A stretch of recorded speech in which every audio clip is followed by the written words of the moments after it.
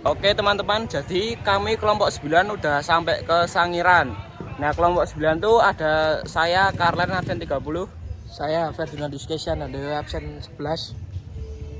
Saya Osvaldo Sivan Anderson absen 27.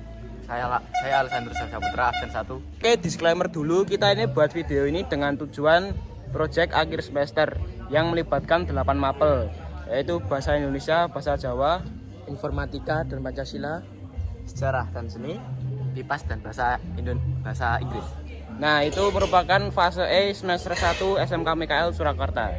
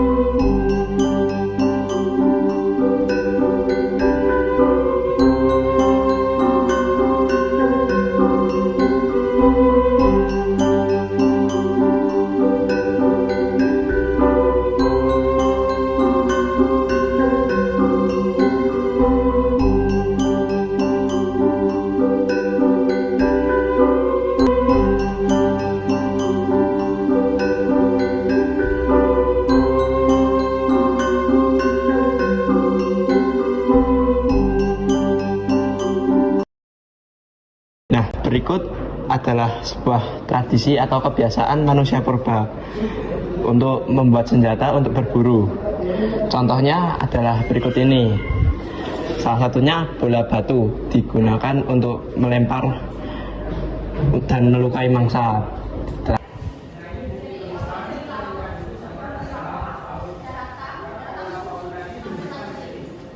Nah, jadi alat serpi ini merupakan salah satu alat bantu kehidupan pada zaman manusia praaksara.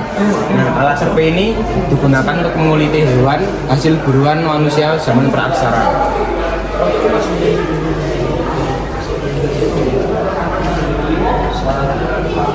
Ini merupakan salah satu contoh penggunaan serpihan flix yang digunakan untuk menguliti hewan hasil buruan.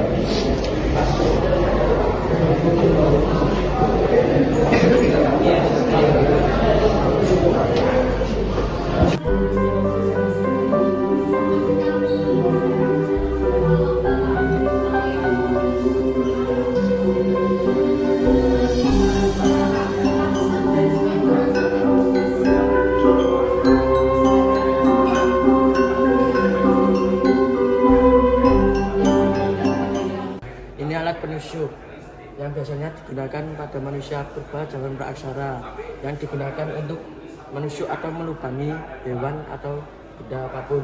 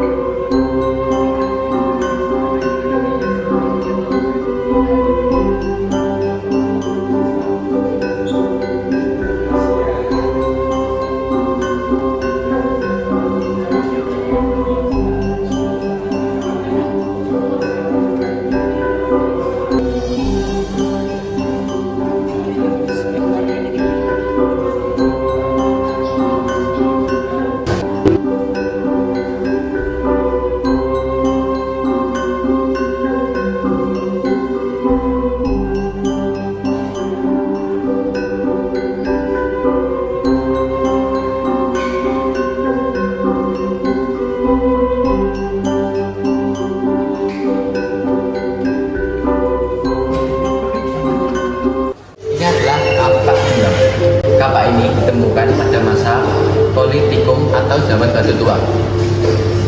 Kapak ini digunakan untuk berburu atau membunuh hewan dan memotong atau menguliti hewan yang telah diburu. Kapak ini juga digunakan untuk menggali ubi-ubian yang ada di dalam tanah.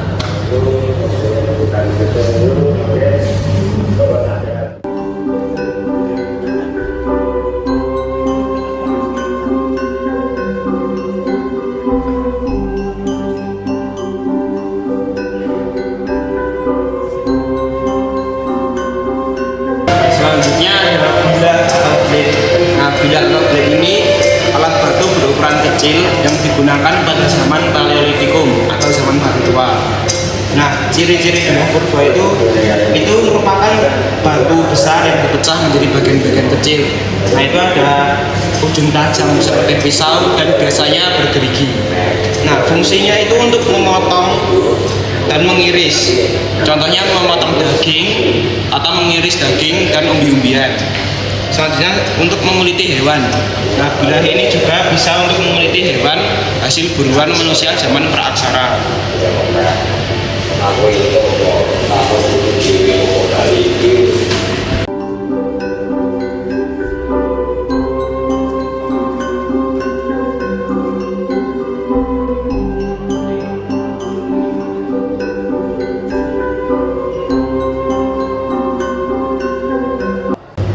Berikut adalah kapak perimbas, yaitu sebuah alat bantu kasar yang digunakan manusia purba pada masa Paleolitikum atau zaman batu tua. Ciri-ciri kapak perimbas yaitu bahannya terbuat dari batu yang dibelah kasar seperti andesit atau porsa. Bentuknya memiliki atau dua sisi yang tajam dengan bagian tajam berbentuk cembung atau lurus. Penggunaannya digenggam langsung tanpa tangkai seperti kapak genggam. Ukurannya umumnya lebih besar dan lebih berat dibandingkan kapak genggam. Fungsi utamanya untuk memotong dan merimbas hasil buruan, menguliti, memecah tulang, dan menggali.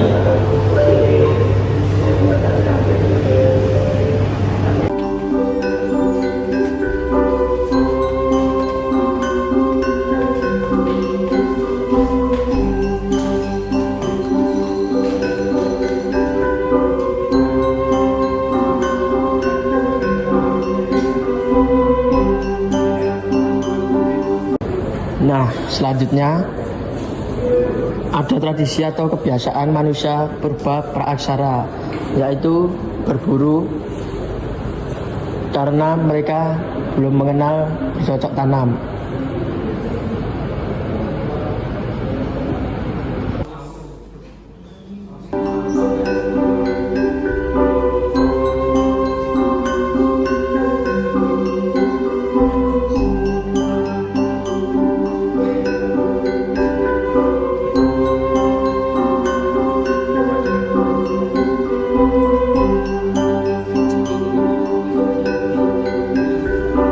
Jadi ini adalah salah satu karya dari manusia purba, yaitu rakit. Rakit ini digunakan oleh manusia purba untuk berpindah-pindah tempat dari satu benua ke benua lainnya. Jadi ini salah satu karyanya, teman-teman.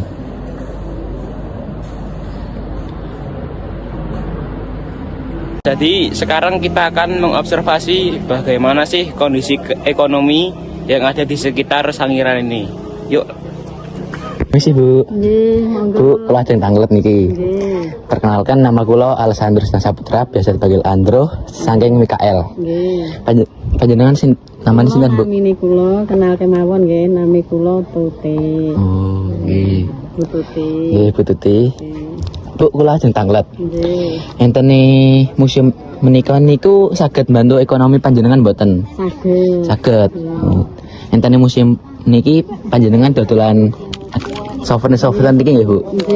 Nggih, souvenir batu-batu akeh tuh, batu-batu sangir ini, batu-batu gantungan kunci ini bisa membantu Bantu ekonomi panjenengan. Sangiran ya. Jadi berdampak positif banget nggih, Bu. Nggih. Niki panjenengan ngambil saking penjual liya napa Iku gaweanan panjenengan, Bu? paran barang. Oh. Jadi panjenengan Ya. Ini busukan tapi busukan nih ya, batu asli, batu sama yang dibikin batu akik-akik itu. Oh. Niki panjenengan ngambil napa buat sendiri, Bu? Niki Tukaran barang. tukaran barang nggih.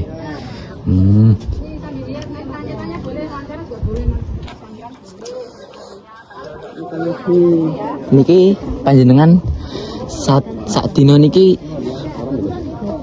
dapat penghasilan berapa, Bu? enten.